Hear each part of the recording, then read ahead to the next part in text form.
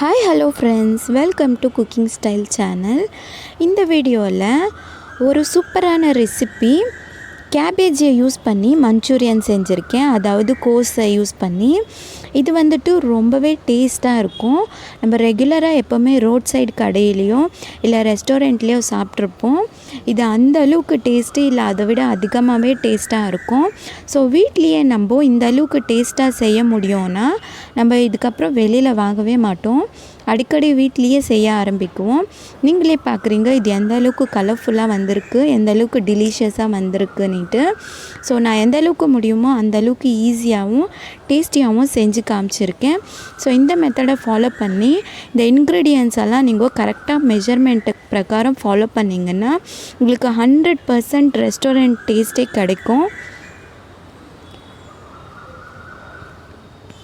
So இதை எப்படி ஈஸியாக வீட்லேயே செய்கிறதுன்னுட்டு பார்க்கலாம். நான் வந்து ஒரு 1/2 kg கோஸை எடுத்து இந்த மாதிரி சின்ன சின்னதாக கட் பண்ணி வச்சுருக்கேன், திருகி வச்சுருக்கேன்.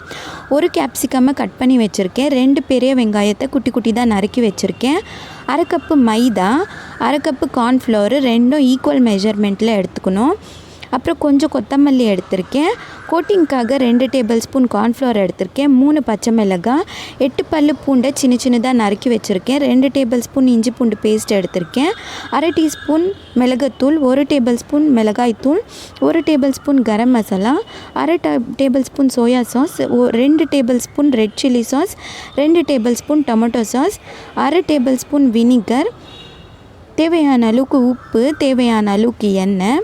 இந்த பொருட்களெல்லாம் வச்சு நம்ம எப்படி ரொம்ப டேஸ்ட்டாக வீட்லேயே செய்கிறதுன்னுட்டு பார்க்கலாம். நான் வந்து ஒரு பவுல் எடுத்து நம்ம திருகி வச்சுருக்கிற கேபேஜை இதில் சேர்த்துக்கலாம். நம்ம வந்து கோஸு ரொம்ப தனியாக இருக்கக்கூடாது, ரொம்ப ட்ரையாக இருக்கும். முடிஞ்ச அளவுக்கு எந்த அளவுக்கு ட்ரையாக இருக்கோ அந்த அளவுக்கு நீங்கள் ட்ரையாக எடுத்துக்கிறது நல்லது. நம்ம இப்போ எடுத்து வச்சுருக்கிற கரம் மசாலாவையும் மிளகாய் தூளையும் சேர்த்துட்டேன். அது கூடவே நம்ம எடுத்து வச்சுருந்த இஞ்சி பூண்டையும் சேர்த்துடலாம். சேர்த்துட்டு இதை நிதானமாக நம்ம மிக்ஸ் பண்ணிக்கலாம். நான் எடுத்த இந்த மிளகாத்தூள் வந்து கொஞ்சம் கலர் அதிகமாக இருந்துச்சு. இந்த மிளகாத்தூள்லேயே அதிகமான கலர் இருந்துச்சு, அதனால் நான் அதை அப்படியே டைரெக்டாக சேர்த்துட்டேன். இந்த ஸ்டேஜில் நம்ம எடுத்து வச்சுருந்த கார்ன்ஃப்ளவரையும் மைதா ஃப்ளோரையும் கொஞ்சம் கொஞ்சமாக சேர்த்துக்கலாம். கொஞ்சம் கொஞ்சமாக சேர்த்து மிக்ஸ் பண்ணுறது நல்லது. அதிகமானதை ஒரேடியாக சேர்த்துக்கிறது கொஞ்சம் டைட் ஆகிடும் மாவு, அதனால் கொஞ்சம் கொஞ்சமாக சேர்த்துக்கலாம்.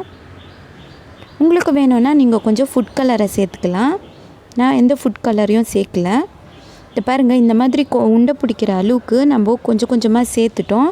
இப்போ இது ரெடி ஆகிடுச்சு. இந்த அளவுக்கு இது மிக்ஸ் பண்ணிடலாம். இப்போ நான் கடாயில் ஒரு 1/2 லிட்டர் எண்ணெய் சேர்த்து அதை நல்லா காய வச்சுருந்தேன். இந்த மாதிரி நம்ம கை விட்டோம்னா அனல் அடிக்கணும், அந்த அளவுக்கு காஞ்சிருக்கணும்.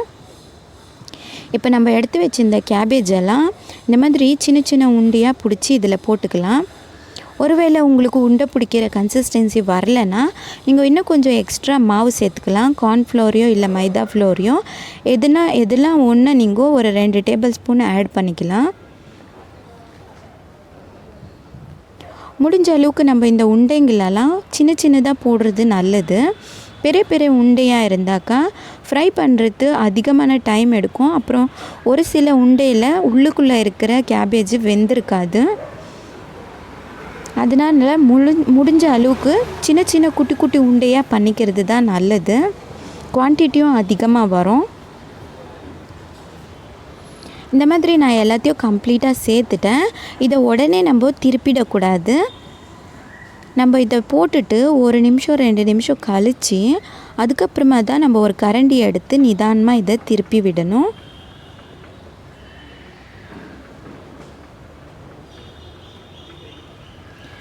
இப்போ இது நல்லா ஃப்ரை ஆக ஆரம்பிச்சிச்சு பாருங்கள். இந்த அளவுக்கு கலர் மாறிடுச்சு. முடிஞ்ச அளவுக்கு நீங்கள் ஃப்ளேமை சிம்மில் வச்சுட்டு இல்லைன்னா மீடியம் ஃப்ளேமில் வச்சு பண்ணுங்கள். ஹை ஃப்ளேமில் இருந்தால் உடனே தீஞ்சிடும், ஆனால் உள்ளுக்குள்ளே இருக்கிறது வேகாதோ அப்படியே இருக்கும். ஸோ நான் வந்து லோ ஃப்ளேமு இல்லை மீடியம் ஃப்ளேமில் தான் வச்சு பண்ணேன். இந்த பாருங்கள், இந்த அளவுக்கு இது ரெடி ஆகிடுச்சு. இந்த அளவுக்கு இது ஃப்ரை ஆகணும். 5 to 6 மினிட்ஸ் எனக்கு டைம் எடுத்துச்சு. அந்த அளவுக்கு நீங்கள் நிதானமாக ஃப்ரை பண்ணிக்கிறது நல்லது. இப்போ நான் இதை எடுத்து ஒரு டிஷ்யூ பேப்பர் மேலே போட்டுக்கிறேன். அப்போ தான் எண்ணெய்லாம் இந்த பேப்பரில் இருவோம். இப்போ நான் இன்னொரு கடாய் எடுத்து நம்ம ஏற்கனவே ஃப்ரை பண்ணி வச்சுருந்த எண்ணெயிலேருந்து ஒரு 2 கரண்டி எண்ணெயை சேர்த்துக்கிறேன். எண்ணெய் ஏற்கனவே காஞ்சிருந்ததுனால நம்ம எடுத்து வச்சுருந்த பூண்டை சேர்த்துக்கலாம். இப்போ இதை ஒரு தடவை நல்லா ஃப்ரை பண்ணிவிட்டு நம்ம எடுத்து வச்சுருந்த வெங்காயத்தையும் இதில் சேர்த்து நல்லா ஃப்ரை பண்ணி விட்டுக்கலாம். நம்ம இந்த ஃப்ரை பண்ணுற மெத்தட் வந்துட்டு ரொம்ப குயிக்காக பண்ணணும். அதனால் நீங்கள் எல்லா இன்க்ரீடியன்ஸும் பக்கத்துலேயே வச்சுட்டு உடனுக்குடனே பண்ணிகிட்டே இருங்க.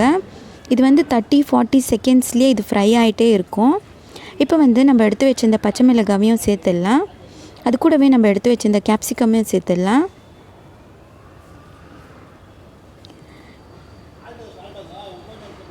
இதுவும் இந்த அளவுக்கு ஃப்ரை ஆகிடுச்சு. இப்போ நம்ம சாஸ் எல்லாம் ஒன்று ஒன்றா சேர்க்க ஆரம்பிச்சிடலாம். முதல்ல ரெட் சில்லி சாஸ் சேர்த்துடலாம். அது கூடவே சோயா சாஸ், இப்போ டொமேட்டோ சாஸும் சேர்த்துட்டேன், வினிகரையும் சேர்த்துடலாம். இப்போ இதெல்லாம் நம்ம நல்லா மிக்ஸ் பண்ணி விட்டுடலாம். சாஸ் சேர்த்த உடனே அடிப்பிடிக்க ஆரம்பிக்கும். அதனால் நீங்கள் ஃப்ளேமை கொஞ்சம் அட்ஜஸ்ட் பண்ணிக்கினே இருக்கணும். இப்போ நான் பெப்பர் பவுடரையும் சேர்த்துறேன், மிளகுத்தூளையும் சேர்த்துட்டு இதை நல்லா மிக்ஸ் பண்ணி விட்டுடுறேன். இப்போ நம்மளுக்கு இது கன்சிஸ்டன்சி வர்றதுக்கு ஒரு சின்ன டம்ளர் அளவுக்கு நான் தண்ணி சேர்த்துக்கிறேன். சேர்த்துட்டு இதையும் நம்ம நல்லா மிக்ஸ் பண்ணி விட்டுடலாம். இப்போ வந்து நம்ம தேவையான அளவுக்கு உப்பு சேர்த்துடலாம். சாஸ் சேர்த்ததுக்கு அப்புறமா உப்பு சேர்க்குறது நல்லது. ஏன்னா சாஸில் ஏற்கனவே உப்பு இருக்கும். ஸோ நீங்கள் சாஸ் சேர்த்துட்டு அது டேஸ்ட்டு பார்த்துட்டு நீங்கள் உப்பு சேர்த்துக்கிறது நல்லது. இந்த ஸ்டேஜில் நான் ஏற்கனவே எடுத்து வச்சுருந்த கார்ன்ஃப்ளவரை ஒரு கப்பில் போட்டுட்டு அதில் கொஞ்சமாக தண்ணி சேர்த்து நல்லா லிக்விடாக நம்ம இந்த மாதிரி மிக்ஸ் பண்ணி விட்டுக்கணும். கட்டி கட்டியாக இருக்கக்கூடாது, நல்லா கம்ப்ளீட்டாக லிக்விட் ஆகிடணும். இப்போ இது நல்லா ஃப்ரை ஆனதும் இதில் நம்ம சேர்த்துடலாம். இப்போ இதை நம்ம மிக்ஸ் பண்ணி விட்டுட்டு ஒரு நல்ல கிரேவி கன்சிஸ்டன்சிக்கு வர அளவுக்கு திருப்பிக்கணும். கவனமாக இருக்கட்டும். இது வந்து நம்ம செகண்ட்ஸில் தான் நான் பண்ணணும். டக்கு டக்குன்னு பண்ணிகிட்டே இருக்கணும், இல்லாட்டி போனால் தீஞ்சிடும். இப்போ இந்த கன்சிஸ்டன்சி வந்த உடனே நம்ம ஏற்கனவே ஃப்ரை பண்ணி வச்சுக்கிற கேபேஜெல்லாம் ஒன்று ஒன்றா சேர்க்க ஆரம்பிச்சிடலாம். நான் ஃபஸ்ட்டு கொஞ்சம் சேர்த்துட்டு மிக்ஸ் பண்ணி விட்டுட்டு அதுக்கப்புறமா கொஞ்சம் கொஞ்சமாக ஆட் பண்ணிக்கிறேன். இதை பாருங்கள், இந்த அளவுக்கு இதை நான் கம்ப்ளீட்டாக மிக்ஸ் பண்ணி விட்டுட்டேன். இந்த ஸ்டேஜில் நம்ம எடுத்து வச்சுருந்த கொத்தமல்லியும் சேர்த்து ஆட் பண்ணிடலாம்.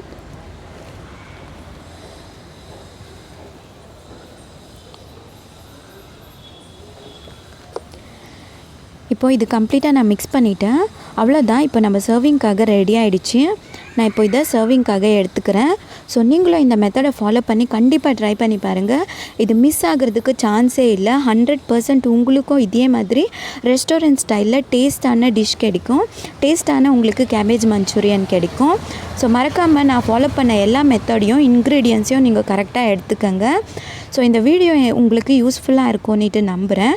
என்னோடய வீடியோ பிடிச்சிருந்தா என்னோடய வீடியோவை லைக் பண்ணுங்கள். மறக்காமல் என்னோடய சேனலை சப்ஸ்கிரைப் பண்ணிவிட்டு பக்கத்தில் இருக்கிற பெல் சிம்பலையும் ப்ரெஸ் பண்ணி வச்சுக்கோங்க. ஸோ நான் போடுற வீடியோவோட நோட்டிஃபிகேஷன் உங்களுக்கு இம்மீடியட்டாக கிடைக்கும். So thank you so much for வாட்சிங் ஃப்ரெண்ட்ஸ்.